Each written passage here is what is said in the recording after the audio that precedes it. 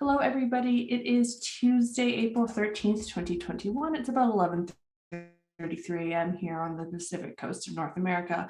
This is the Inclusive Language Initiative's Language Workstream meeting, and my name is Celeste Horgan. I am one of your leads and will be hosting this meeting. Can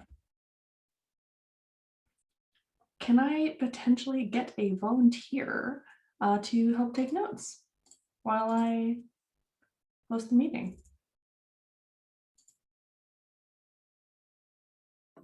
As soon as I find myself to the notes, I'll be happy to jump in there. Sorry. I'm trying to get you the link, but my internet connection is failing me slowly but surely. The link to the agenda is here, so you can also add yourselves as attendees. First things first, do we have anybody new who's joining this call for the first time?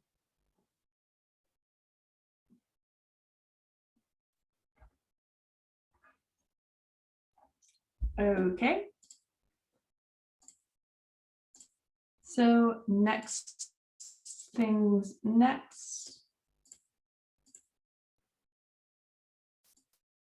Sorry, I'm just arranging some windows here. Now, where did you go, project board? That's the question. Okay. I'm going to share my screen and we'll just take a walk through the project board.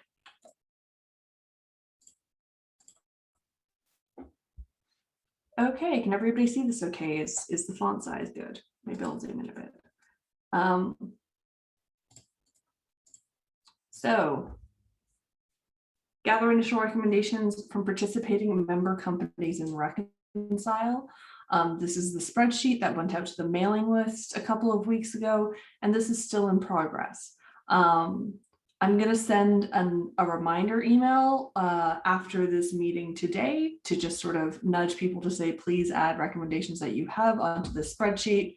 This is what we're doing with it. Joanna has also combined a spreadsheet that the standards working group was working with into the spreadsheet so that everything's kind of in one place. But to give a bit of visibility, we're probably going to wrap up this initial collection phase in a couple of weeks because then we want to start producing actual recommendations and like formalizing them and publishing them on the website. This is not the last, this isn't like a definitive list. This is just like the initial list and seeing what's already out there that we can draw for resources. So this is in progress. Does anybody have any questions? Do those cards, have, so the things that are in to do, they're not in progress and it doesn't say anything about them being considered or not, right?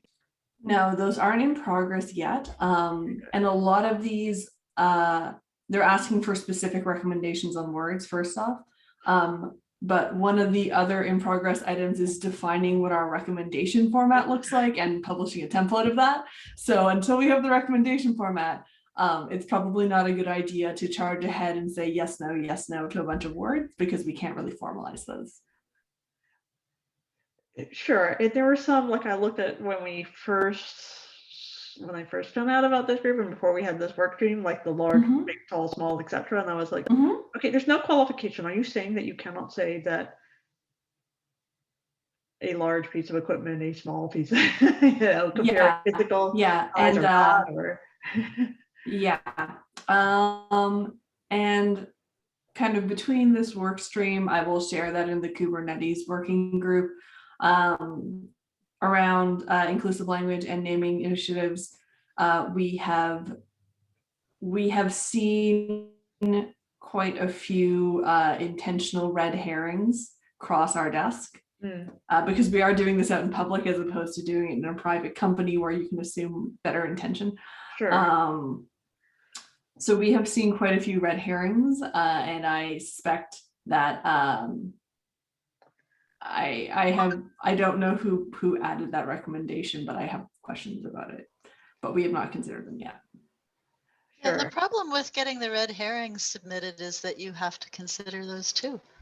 You do have to consider them. Yeah. Yeah. You have to go through the process, which is kind of why these initial 4 sets of documents are super important, because we need them to move forward, so that when we get a potential red herring, it goes through the process and it fails the process, ideally.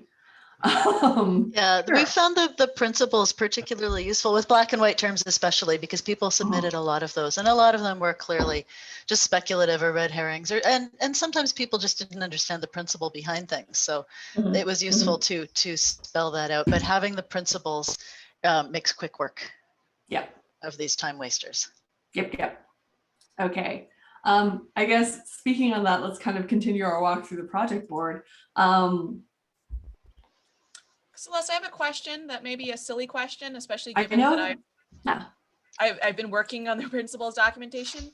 What is the difference between the principles documentation and the evaluation framework? So, because I have been sort of thinking of them as one and the same, but maybe they're not. That's actually something I was gonna bring up with you, because I looked at your draft this morning and I was like, there's some overlap here. So I'm just gonna head to the website for a second. So the framework that we created for Kubernetes is what lives on the website right now. And this was very much intended to be a document, like a working document or a procedure guide of, I have a term. Now, how do I kind of follow through the steps to see yes or no on this term? And because this was the result of the Kubernetes working group, I wanted to revisit that with a larger group to make it not just like my opinion or mine and Stephen's opinion, if that makes sense, because there's a slightly different mix of people here. The principles documentation was,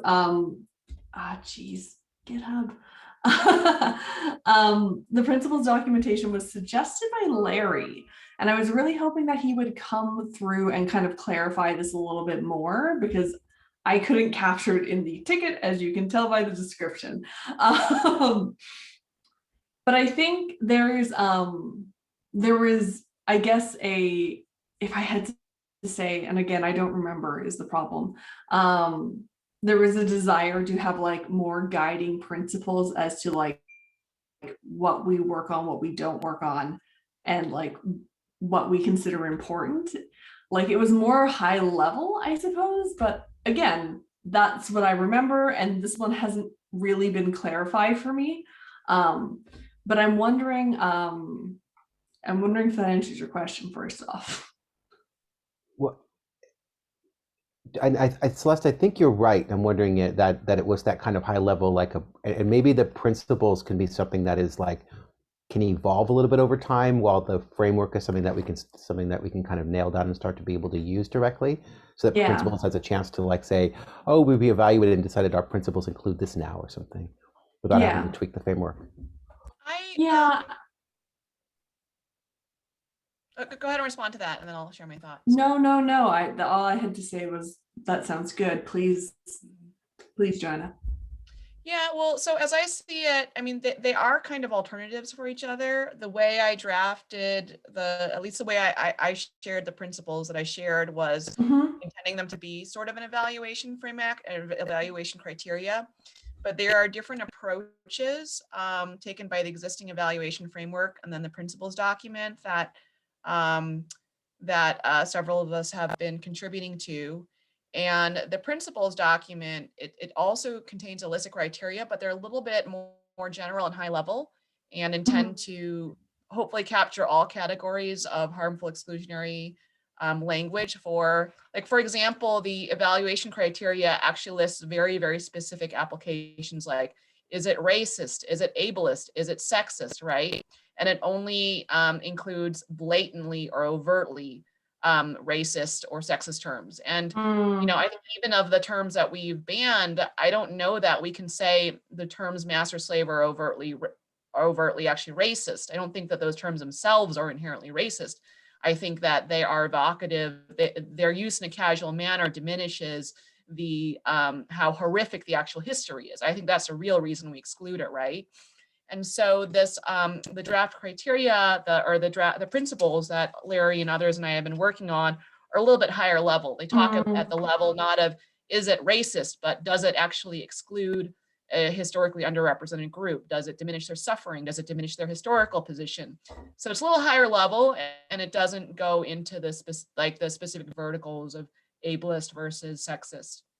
So, I mean, something I think for this community to consider is, do we like the evaluation framework as it is, which talks only about specific applications, or would we rather replace it with something that looks a little bit more like this principles document? And I'm going to share that. I did share it via the Slack channel. Yeah. This Do you is mind dropping the agenda as well? Oh yeah, absolutely. Thank you.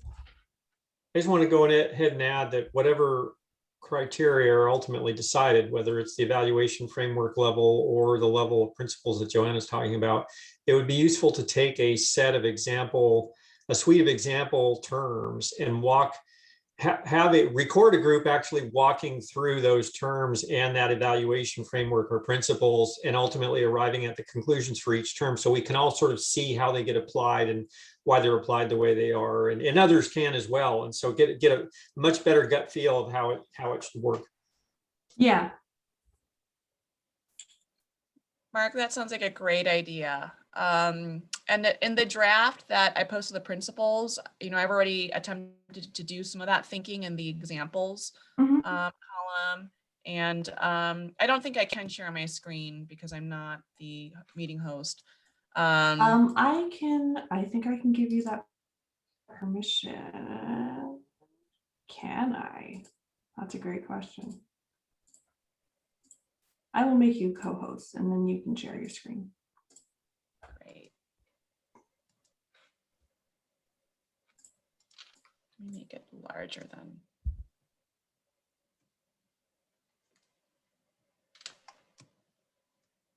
Okay. Is that large enough? Can everyone see this? Okay, great. Yeah.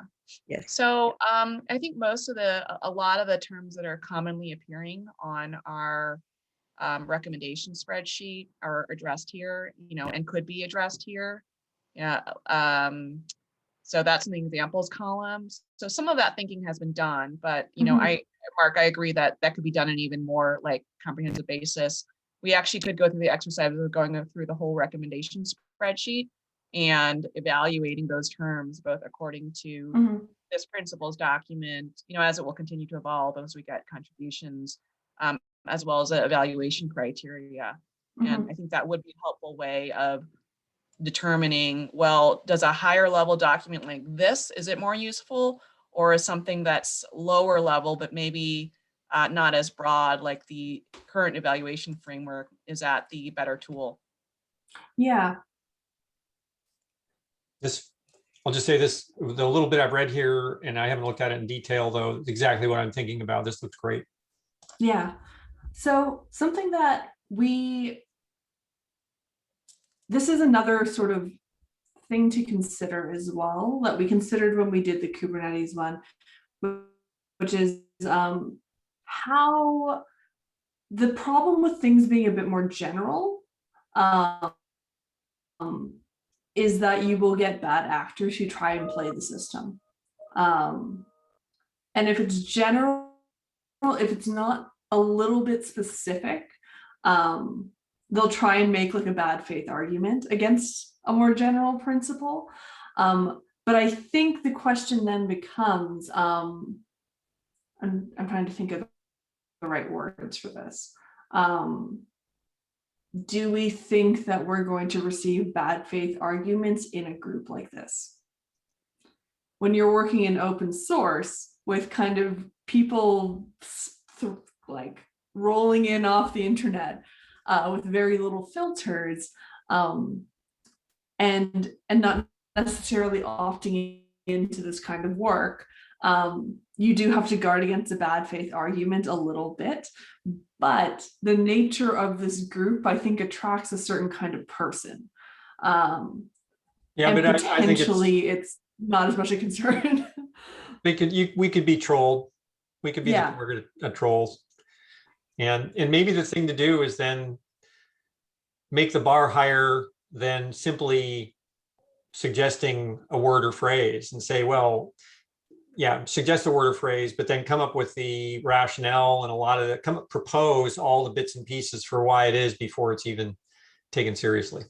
Yeah, I actually, the thing that's coming to mind for me, and I'm gonna have to like do this offline and then come back, is I wonder if there's a way to kind of combine the existing framework and these principles in a somewhat elegant manner, like to make the evaluation framework slightly less prescriptive, but to make this document slightly more prescriptive, if that makes sense, like comes somewhere in the middle.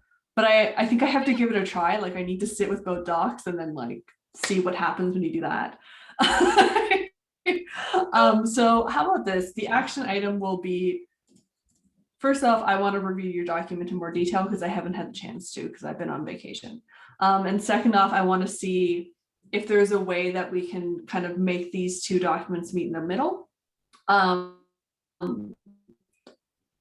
wonder if the other interesting exercise would also be like, how do you extract the truly high level parts of this document into say like 3 or 4 principles, and principles at this point is an overloaded word, but like if you effectively had to give somebody the elevator pitch on writing inclusively, what are those 3 or 4 bullet points you're giving them? Because I think that would also be interesting. I wonder if that's another thing to do. Yeah, so I'll respond to that. So right now, this chart includes 8 principles. There are some that could probably be combined into one. I mean, there are some principles that could be consolidated and combined. So we might be able to say whittle this down to 5 more general overarching principles. Okay, so that is something we can do, and I would love feedback from people on, hey, can we combine, principles 5 and 6? Because they really seem like they're kind of 2 different variations of the same issue.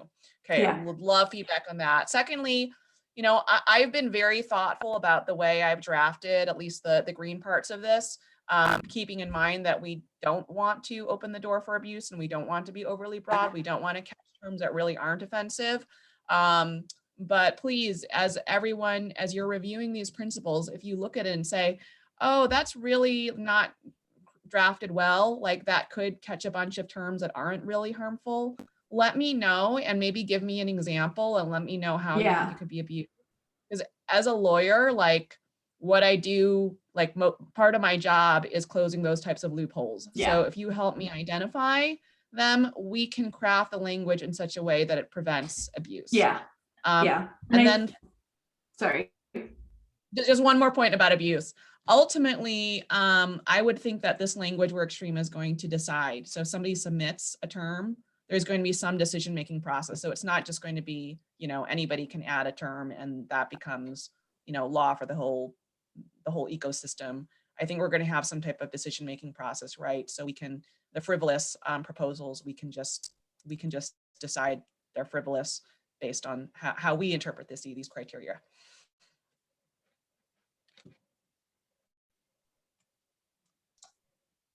I think Celeste froze.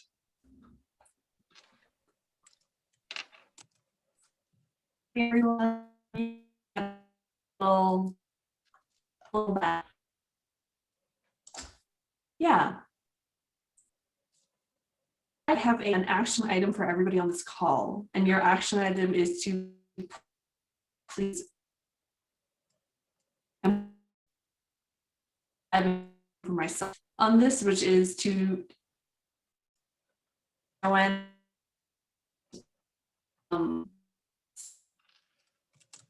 hold it a little bit. Just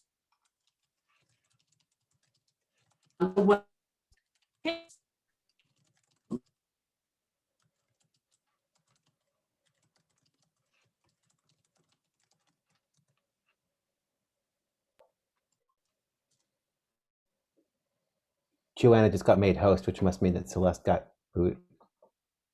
Yep, she's gone. Good for her. So, I well, think what. go ahead, Joanne. Oh, well, real quick, just what might make it easier to deal with terms going forward and frivolous submissions is over time we develop a bucket of submissions that got submitted and were rejected and thrown into the frivolous bucket or whatever bucket we call that. And then as new submissions that come in that match that, they just sort of automatically get tagged as likely ending up there to begin with and reduce the workload. That's a great idea. Mm-hmm. Sorry, everyone. My internet connection dropped me. See, claim host again. No, I think Joanna's got to assign me host.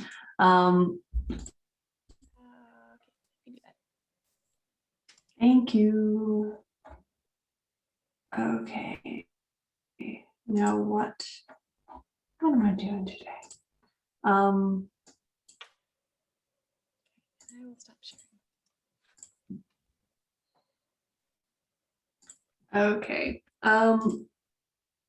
So the last action item that we had, I'm going to share my screen again and hopefully it doesn't freeze. Fingers crossed, everybody. The last action item that I had on our board walkthrough was defining the recommendation format. And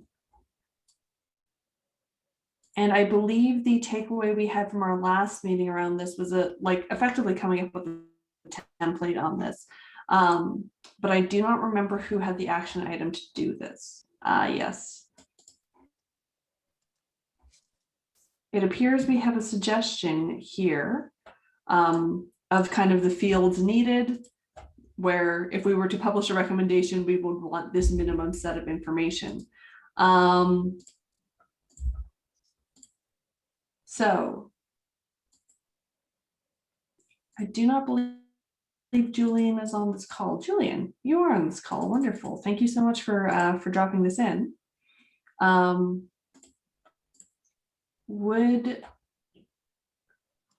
have a question for you, Julian, if you're there and responsive.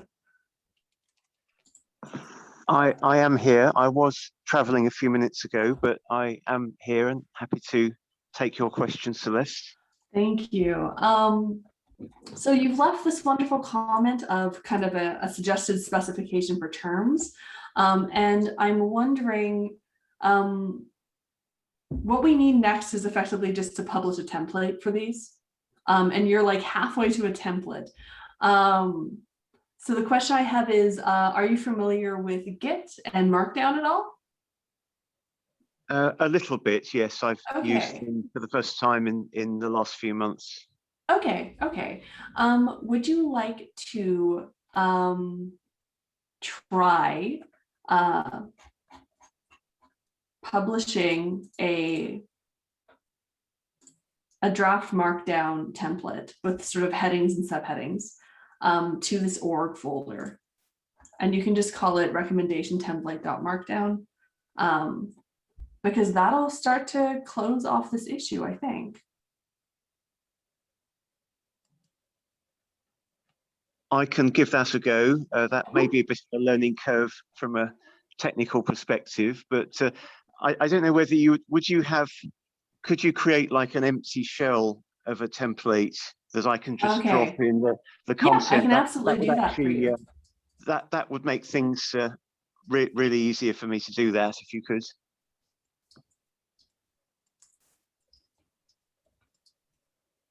Yep, I can absolutely do that. So what I'll do is I will create a folder in here called Language Workstream, and then I'll create a file called template.md. And once that's done, I'll let you know. And Git is super useful, but it's also a little bit difficult, and I completely understand if you haven't used it before. So once that's done, I'll send you a message on Slack, and I'll leave a comment here in the thread. And you and I can go through kind of adding that information together, and then you can learn some new skills. That would be great. If you can Okay. let me know by email, ideally when that's ready. Yeah. I've just changed jobs very recently, and I don't have such easy access to Slack as I used to in my old job. But if you send me a notification via email, then I'll know to go in and take that action. Okay, yeah, that sounds perfect. Thank you so much for doing that work. I will let you know when we're ready to go. And again, I am happy to spend some time with you to teach you the ropes of Git, because it's super useful once you know it, and it's kind of got a really terrible learning curve. Okay, so we're almost at time. Thank you all for the project board walkthrough, by the way. Does anybody have anything they want to throw out to the group quickly in the minute we have left? The comment from Monica in chat, and I just captured it into the docs too. Okay. Yeah. And I actually, maybe I'll mention, we have 1 minute, I'll be quick. Yes, the principles doc I thought was good and it's likely stable. Could we simply add a 1-sentence mission statement at the top? That becomes our elevator pitch, and we don't have to shorten the principles doc itself extensively to compromise it in any way. And then the framework doc becomes more of an operating model. Yeah, I just want to make sure that the framework doc and the framework and the principles are kind of like mentally in alignment, so to speak. So Okay. I don't dislike that approach, but I think it probably, again, I think both of them are going to need a bit of an edit to come into line with each other and make sure that we're acting really consistently, and that our principles are matching the actions that we actually take when we evaluate language, right? Yeah, no, I think that's a really smart suggestion. Yeah, okay, great. Thank you. Good meeting. Good meeting. Yes. Any last comments? We are at time, by the way. All right, going once, going twice. Thank you all so much for your time, everybody, and thank you all so much for your work. Have a good week.